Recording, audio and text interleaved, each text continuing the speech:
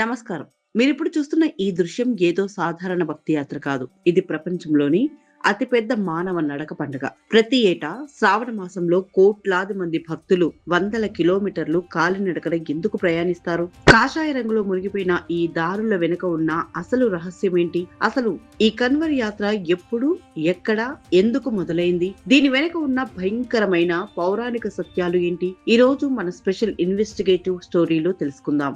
కథలోకి వెళ్తే మనం కొన్ని వేల సంవత్సరాల వెనక్కి వెళ్ళాలి. పురాణాల ప్రకారం దేవతలు మరియు అసురులు అమృతం కోసం క్షీర సాగరాన్ని మదనం చేయడం ప్రారంభించారు. కానీ అమృతం కంటే ముందు లోకాలను సర్వనాశనం చేయగల హాలాహలం అనే భయంకరమైన విషం పుట్టింది. ఆ విషపు మంటలకు విశ్వం మొత్తం అంటుకుపోవడం ప్రారంభమైంది. అప్పుడు దేవతలంతా కలిసి పరమశివుడిని వేడుకున్నారు. భోలాశంకరుడు ఘోరమైన విషాన్ని తాగాడు.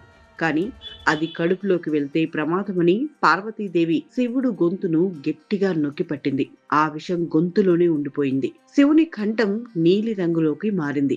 అందుకే ఆయన నీలకంఠుడు అయ్యాడు. అయితే ఆ విషం వల్ల శివుని శరీరంలో విపరీతమైన వేడి పుట్టింది. ఆయన శరీరం మంటలతో కాలిపోసాగింది.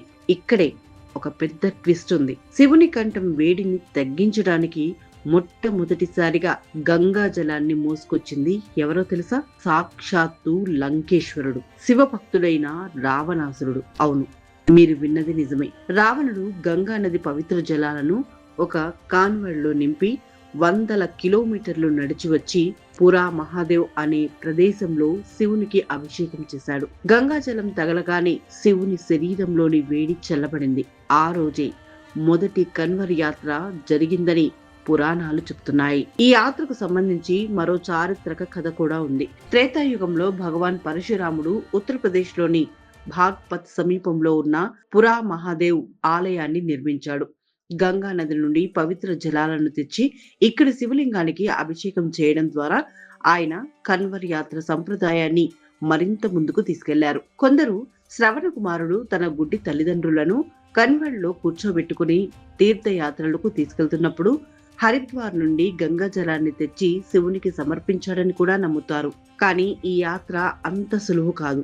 దీని వెనుక కొన్ని కఠినమైన నియమాలు ఉన్నాయి. మొదటి నియమం, భక్తులు కాళ్లకు చెప్పులు లేకుండా వందల కిలోమీటర్లు నడవాలి. రెండో నియమం, గంగా జలంతో ఉన్న ఈ కాన్వాయ్ ని ఎట్టి పరిస్థితుల్లోనూ నేలపై పెట్టకూడదు. ఒకవేళ విశ్రాంతి తీసుకోవాలనుకుంటే దాన్ని ఒక స్టాండ్ లేదా చెట్టుకు తగిలించాలి. పొరపాటున నేలపై పెడితే యాత్ర అపవిత్రమైనట్లు భావిస్తారు. మళ్ళీ మొదటి నుండి నీరు తీసుకురావాలి. మూడో నియమం, యాత్ర ముగిసే వరకు మద్యం, మాంసం, కనీసం ఉల్లిపాయ, వెల్లుల్లి కూడా ముట్టకూడదు. పూర్తిగా బ్రహ్మచర్యం పాటించాలి. సముద్ర మథనం నాటి రక్షణకు, రావణుడి భక్తికి, పరశురాముడి శ్రద్ధకు ప్రతీకగా నిలిచిన ఈ కన్వర్ యాత్ర కేవలం నడక కాదు, అది శివునిపై ఉన్న అచంచలమైన నమ్మకం. ప్రతి ఏడాది కోట్లాది మందిని ఏకం చేసే ఈ మహాయాత్ర గురించి మీరేమనుకుంటున్నారు? మీలో ఎవరైనా కన్వర్ యాత్రకు వెళ్లారా? కింద కామెంట్లో చెప్పండి. మా ఛానల్ ని ఇప్పుడే సబ్స్క్రైబ్ చేసుకోండి.